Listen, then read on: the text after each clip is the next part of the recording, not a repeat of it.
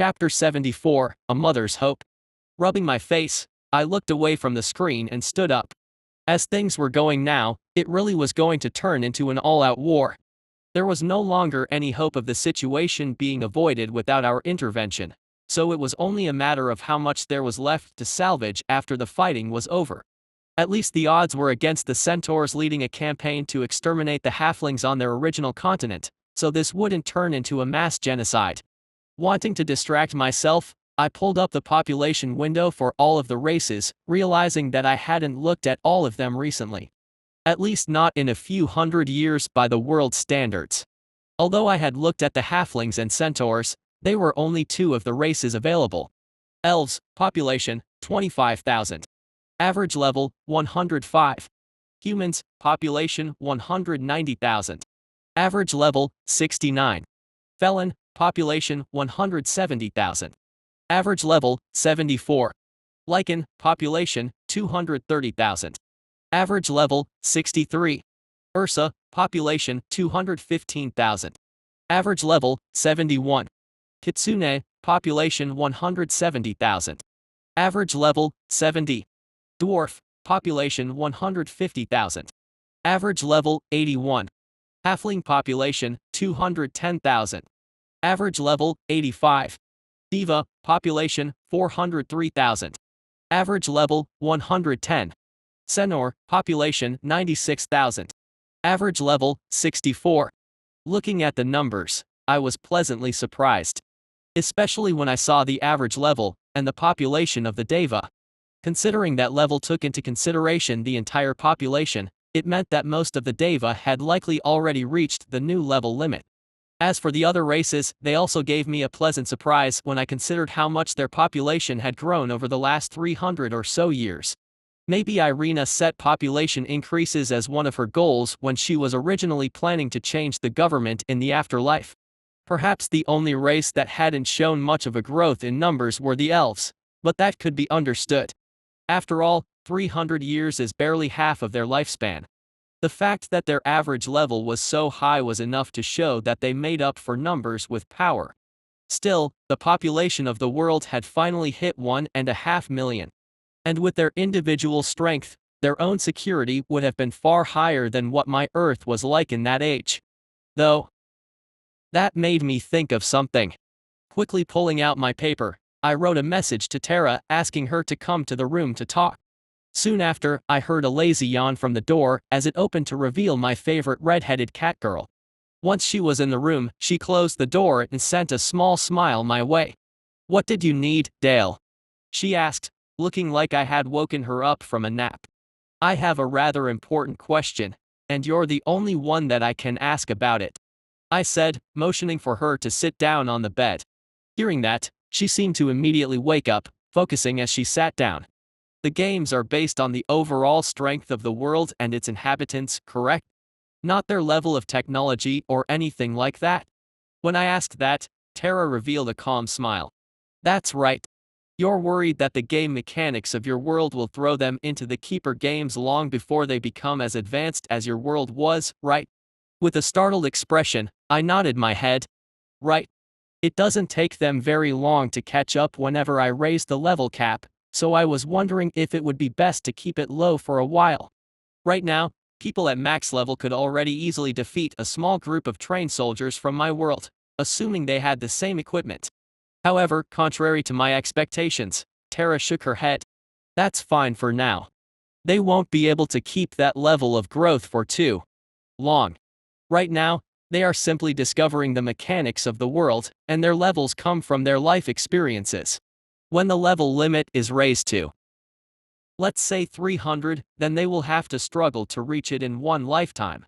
Tilting her head in thought, Tara crossed her arms in front of her chest as she continued. "Once the world hits an age equivalent to what your world had, the average level should be somewhere around 280. And it is only that high because of the sheer number of classes each person has access to. For the truly strong that focus on just a few classes, it would be rare to exceed 500. Thinking about that, it did make sense. Even if they were able to catch up to the level limit now, that was largely because it was still fairly low, and there were a lot of classes that they could accidentally train. Later on,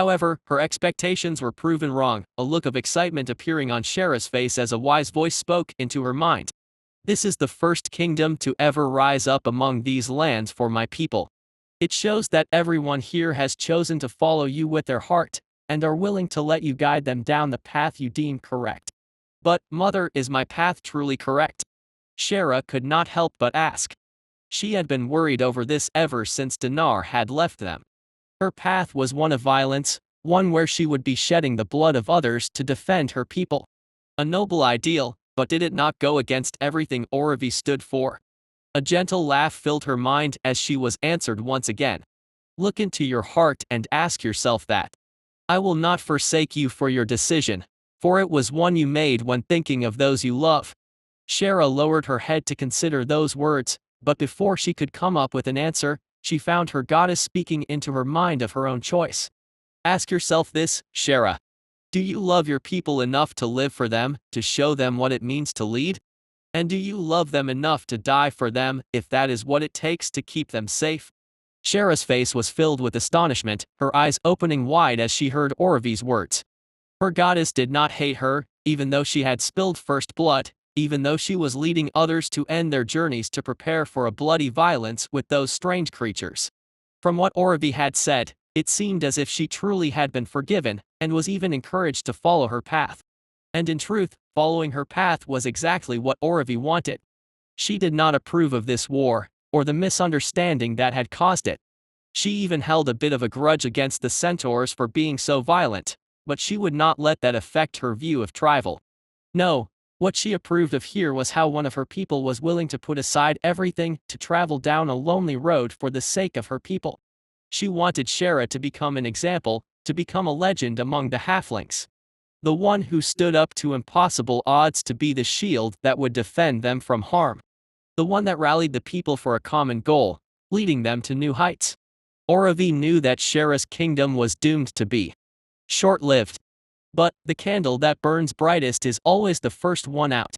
Rather than make Shara conflicted about her choice, make her hesitate when the time comes, she chose to make her burn even brighter. Deep down, she wanted Shara to become the flame that would light a new path for the halflings, a path where they worked together in harmony as opposed to the scattered union that they currently held.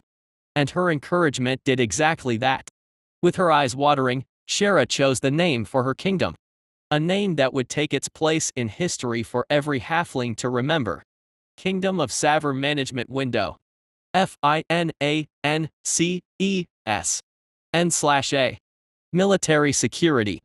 7. Art. 1. Religion. 4. Science.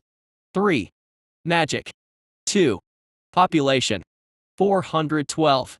Territory. 1 Rest. Appoint official. Issue decree. Declare war. Chapter 75, War is Coming. After the founding of Savor, the first halfling kingdom, the situation was fairly casual for a while.